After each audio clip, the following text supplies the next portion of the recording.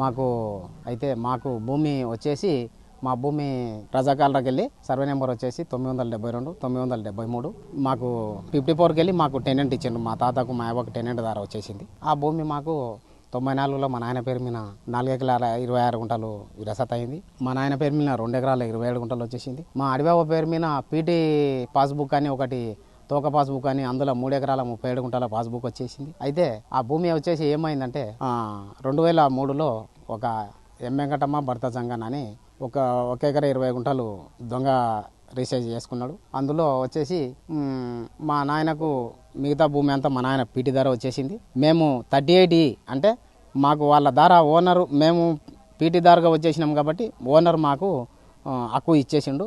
దాంట్లో కూడా రెవెన్యూ డిపార్ట్మెంట్కి వెళ్ళి కూడా మాకు మొత్తం అన్ని హక్కులు వచ్చేసినాయి. కాబట్టి ఇదేమైందంటే 2007లో మా నాయనను వెంకటమ్మ భర్త జంగన్ వచ్చేసి 2007లో మాకు సంతకం పెట్టమని వచ్చేసిండు. సంతకం పెట్టమని వస్తే నా భూమి నాకు రాలేదు, నా భూమి నాకు వచ్చిన తర్వాత నీకు పెడతా, అయినా నా భూమి నీకెందుకు సంతకం పెట్టాలి అని అన్నాడు. అట్లా 2 సార్లు 3 సార్లు వచ్చి ఇచ్చేసిండు. అయితే 2007 దసరా పండుగ రోజు మా నాయనను చంపేసిండ్రు.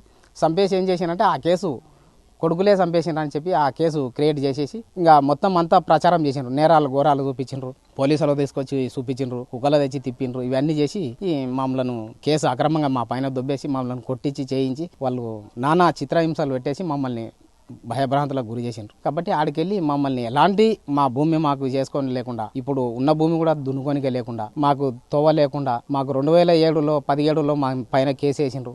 కేసేసి అప్పటికెళ్ళి ఇప్పటి వరకు మాకు నానా చిత్రహింసలు పెడుతుండ్రు. కాబట్టి మా భూమి మా కోసం కోర్టులో కేసేసిండ్రు వాళ్ళే, మా భూమి తోవ బంద్ చేసిండ్రు వాళ్ళే. మొత్తం ఏం చేసినా రెవెన్యూ డిపార్ట్మెంట్కి పోతే కూడా వాళ్ళే ఇది చేసి మళ్ళీ ఉల్టా మా మీద తిప్పి కొట్టేస్తుంటారు. కాబట్టి మా భూమి మాకు రావాలని కోర్టులో కేసేసిన. ఇంకొకటి అన్ని కేసులు వేసి కూడా వాళ్ళు ఇల్లు కట్టుకున్నారు. ఇల్లు కట్టుకుంటే నన్ను ఎలాంటిది సాగనీయలేదు. కాబట్టి నేను హైకోర్టు ఆశ్రయించిన.